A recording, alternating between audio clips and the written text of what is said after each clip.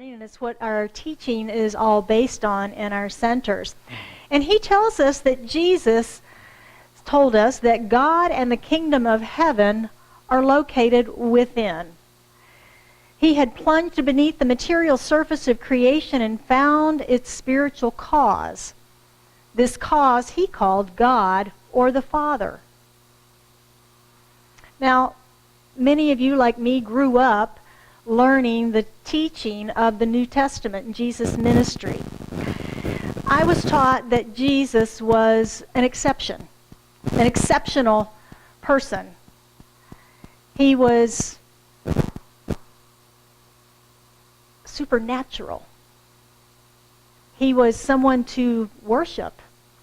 He was someone that would save me from my unworthiness. Later in life, I began to question that because as I looked at and read more about his teaching and the words and the ministry, there was a disconnect in that whole idea for me. There was a disconnect that just something didn't quite seem right in all of that. He said things like, God is love. The kingdom of heaven is within. This and more you shall do. I and the Father are one. You are all sons and daughters of God. He hung out with prostitutes and thieves. He got angry. He died, and he suffered and died a human death. So what is the message of this Jewish rabbi that was crucified and then disappeared from the tomb 3 days later? Who is the Savior of the Christian world? Well, this month we're talking about all things mystical. And a mystic, of course, is a person who believes in the spiritual apprehension of truth that are beyond the intellect. I think Jesus and his story, his ministry qualifies for that. What do you think? Yeah. The story of his healing ministry, of course, is legendary. The miracles. He knew how to heal without any formal training that we know of. He raised folks from the dead. He got paralyzed people to walk again. He restored sight to the blind, hearing to the deaf. And let's not forget my personal favorite, he turned water into wine. In The Science of Mind, Ernest Holmes teaches of the Christ consciousness. Of the Christ consciousness, the mystical teaching of Jesus, rather than that supernatural part, that supernatural being. The Christ consciousness means filled and enlightened with the power and presence of God. Filled and enlightened with the power and presence of God. And again, the stories of Jesus' teaching and healing ministry would indicate that he was filled and enlightened with the presence of God. Would you agree? One of the primary teachings, again, is that God indwells humans, indwells man. God is within. What does this mean? We talk about it a lot in Science of Mind. Well, this was new information in Jesus' time. Remember that it was only around 380 CE, 380 years after his birth, that the Greeks and the Romans stopped worshiping the 12 Olympian gods and goddesses. When Christianity became the state church of the Roman Empire. So moving from worshiping those gods and goddesses with massive egos and personalities and meddling in your lives, right? To a loving God that dwells within was a cultural leap at that time. 2,000 years later, it can still be a cultural leap, can it? From moving God from the guy in the sky with the beard and the throne and the personality and fear and all that wonderful stuff, the parental personality, into our hearts, into our lives, within us. That can be a scary, moving, impacting experience. I know for me, when I began to make that journey, when I began to move God out of the sky and into within, I'd take it out, I'd put it in. I'd take it out of the box, I'd put it back in. Anybody ever moved and done that? It's like, I need that. No, I don't need that. I put that away. Oh, no, it needs to go in the box, right? That's kind of my experience with moving God out of the sky, because the God that I learned about in the sky, I was a little kid and I believed it. But then as I grew up and began to learn different ways, I still had to move that out. Anybody else ever go, look out for that lightning bolt, right? That even goes back to the 12 Roman gods, doesn't it? Yeah. So as I began to move God within, it began to clear up some of my confusion from my childhood beliefs, my childhood religion. And the same is true, of course, of heaven and St. Peter with the pearly gates and the angels and the clouds and all that. And let's not forget the alternative to heaven, right? Jesus in Matthew said, "Do not be afraid of those who kill the body, but cannot kill the soul. Rather, be afraid of the one who can destroy both soul and body in hell." Now, science of mind says that hell, just like heaven, is within. It's a state of being. It's a state of being. So the only one who can destroy both body and soul is ourselves, isn't it? Is ourselves. From that perspective, that saying becomes a mystical truth, not a validation of the existence of a place called hell that a loving God who creates everything would have created and then tossed us into to suffer. Doesn't make sense, does it? It doesn't make sense. Those who kill the body but cannot kill the soul. Anybody heard of Viktor Frankl? He was the scientist who was in a concentration camp in Nazi Germany, whose body was ravished in that camp, but who kept telling himself, "They can't touch my mind, they can't touch my mind." Kept telling himself that. And that's true, that when we allow them to touch our minds, then it's when we begin to do soul damage of our own, isn't it? Because it's our own thoughts. When we allow those things from the exterior to make us angry, to upset us, to cause us fear, aren't we tearing down ourselves? We're tearing down our own souls. We are destroying both body and soul at that point. Unfortunately, 2,000 years after this passage, I think, has been interpreted literally as the justification for there being a hell. Perhaps it was out of ignorance, perhaps it was to scare us. But really what Jesus was doing was separating the material and the spiritual. The material and the spiritual. So the Christ consciousness is the indwelling presence of God within its creation. Would you agree? The Christ consciousness.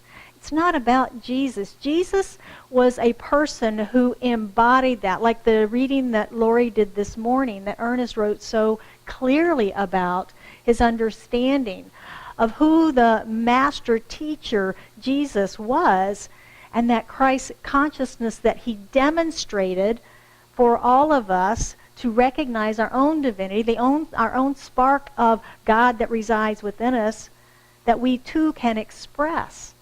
That we too can express. The Christ consciousness is, again, the indwelling presence of God. If God in the kingdom of heaven is within me and is within each of you, each of us then represents the whole. And that's the idea of the wholeness, the oneness that we talk about in New Thought and Science of Mind. Is because each of us has that indwelling part of God within us. We are all part of that whole. Jesus, again, was a great example in recognizing his wholeness. He was pretty tied in, wasn't he? From the stories that he could tell and the manifestations, that water to wine things, I'm still working on that one. But he used the power, which we would call the law. He recognized the presence, God within.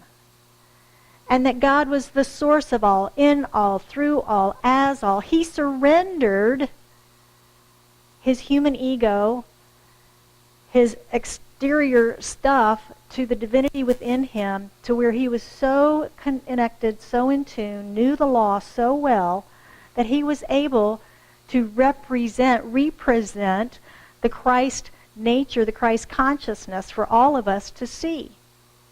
He became the Christ or the enlightened one. Sounds like the Buddha, doesn't it? How he left the walls, surrendered to the walls of the castle that he lived in to move to the exterior world and sit under a tree for a while, to go within, to connect with the divinity within himself, to recognize and to know and to become the Buddha. Now, Lori's going to tell you a lot more about that on the 24th, about Zen Buddhism. So I won't steal any more of her thunder. Another of the mystical sayings of Jesus is, I am the way, the truth, and the life. No man comes to the Father but by me. Ever heard that one? Yeah. And that, I think, is where we got this idea that Jesus is between me and God. I think that's the one that did it. That Jesus is the intermediary between me and God. But I think when we look more deeply at this and look for that mystical meaning, and perhaps consider even what Neville Goddard has said about these words of Jesus. Anybody have one of the old Bibles that has the red letters in it? All the things that Jesus said are in red. And when you go and you read the red letters, and you read them from the perspective like Goddard says, that these are affirmations that he was teaching us to say for and about ourselves.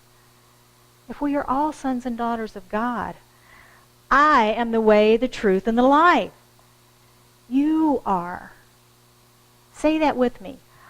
I am the way, the truth, and the life. Feels different, doesn't it? Shifts that perspective a little bit.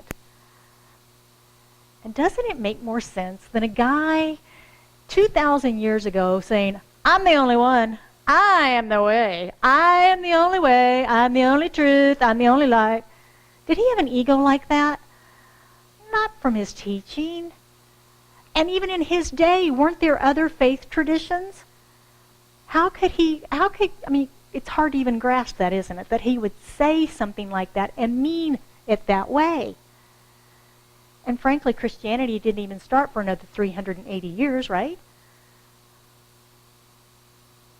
Interesting stuff. It's the mystical interpretation of his teaching that makes more sense. So thinking about what the Science of Mind teaches, what do you know about Science of Mind? Think about that. Is it telling us how to practice the presence of God through right thinking? Kind of boils it down. Susie, does that one work? We're always looking for concise ways to say that. Through understanding that God lives, moves, and has its being within us when we're within the it, and understanding that we create our own heaven and hell through our thinking about things. Something might upset Ron that doesn't upset me. He's creating his own hell and I'm not. Vice versa. I create mine all the time. Right? Don't we? Yeah. I think that driver cut me off, and I'm going to get mad about it, and I'm going to create my own little hell right here in my own little car, right?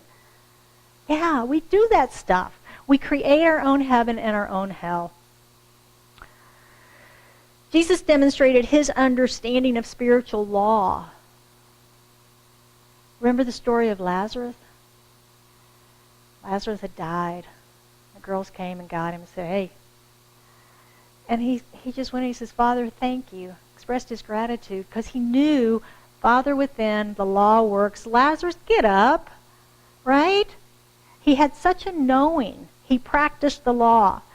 And we can too. In Jesus' day, they were called miracles. And he said, this and more you shall do also. And we do, don't we? We do. Do we heal? Through our thoughts, do we heal the sick? Scientists, doctors, researchers, they think, don't they? They think.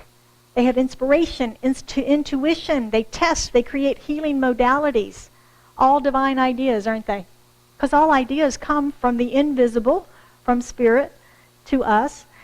We heal ourselves of minor cuts and abrasions. We heal our bones.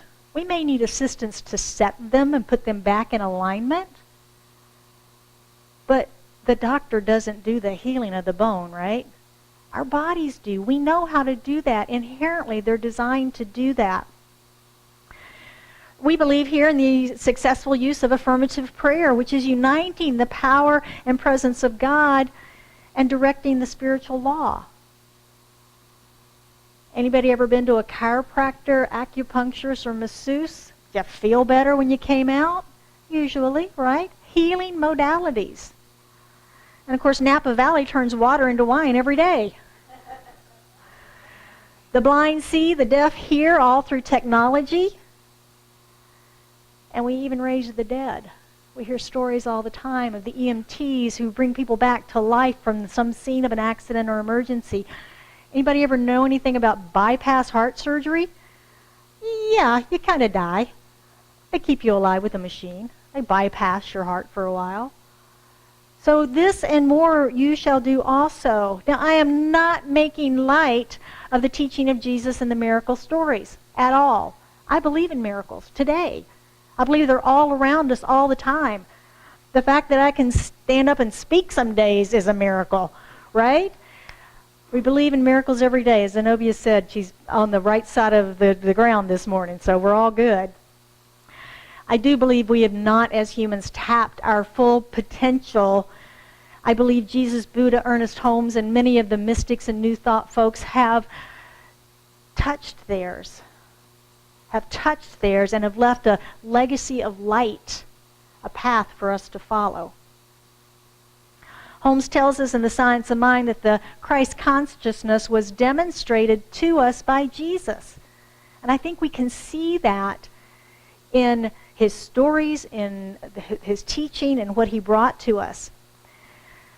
The first step is to know that God is within us and not outside us.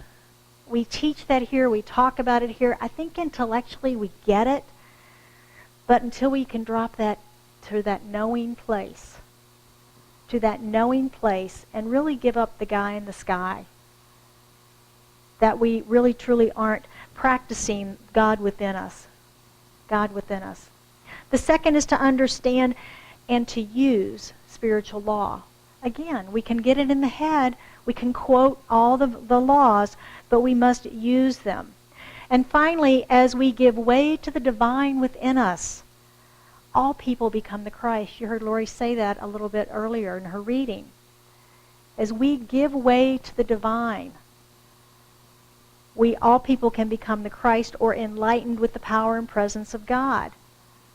We can achieve this through surrender to our own divinity within. So let's look at practicing the presence this week and see how we might experience the Christ consciousness. Number one is to know God within. To know God within.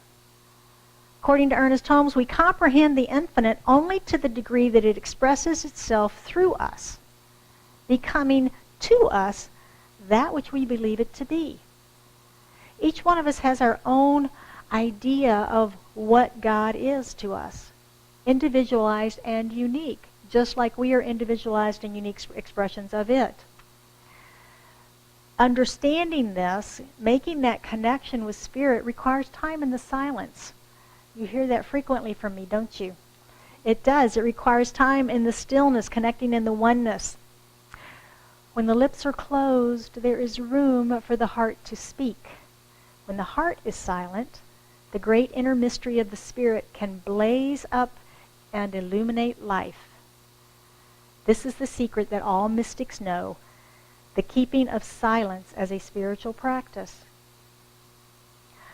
That is from our foundation materials, our foundation class materials that we're finishing up this week, actually. And it's on the spiritual practice of silence. I just thought those words were so beautiful. And recognizing stilling our mouth, stilling our heart, and listening for Spirit. Listening for Spirit. So the silence is a welcome friend and faithful companion on our mystical journey. Number two, understand and use spiritual law. We can read and study and learn and quote all the laws of attraction and circulation and all those wonderful laws, and we can know how to use them, but the key is applying them, isn't it? The key is applying them. Affirmative prayer, affirmation, journaling, meditation, visioning. These are the tools that we teach at our center. These are the tools that we teach you to assist you in understanding how to use spiritual law. Practices, though, is like going to the gym, right? I can't do that part for you. I can't do that part for you. That's something you get to do on your own. So we'll teach you the tools, but then it's up to you to actually use them. Number 3, surrender and align with your divine nature for greater realization of truth. And again, this is Holmes. He tells us we must dive deeper into our own nature. And our nature is God, is it not? We are spiritual in nature. Our own nature is the gateway and the path that leads to illumination, to realization, to inspiration, and to the intuitive perception of everything. Think about that, the intuitive perception of everything. It would be that sense of knowing, that mystical sense of knowing, wouldn't it?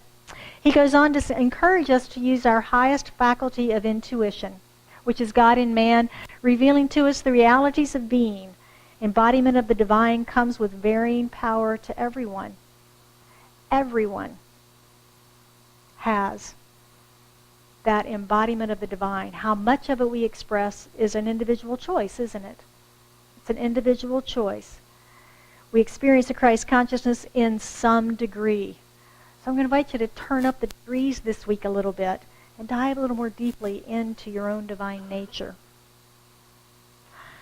So this week, let's take time and delve into the mysteries of life and seek to reveal your own Christ consciousness.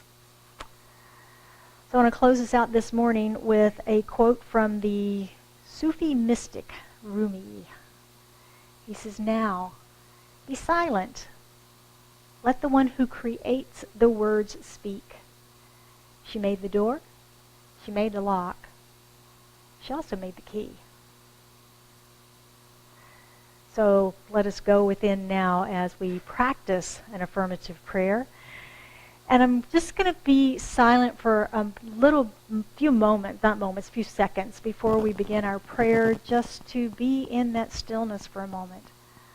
So just take a nice deep breath, close your eyes, and just be still for a moment.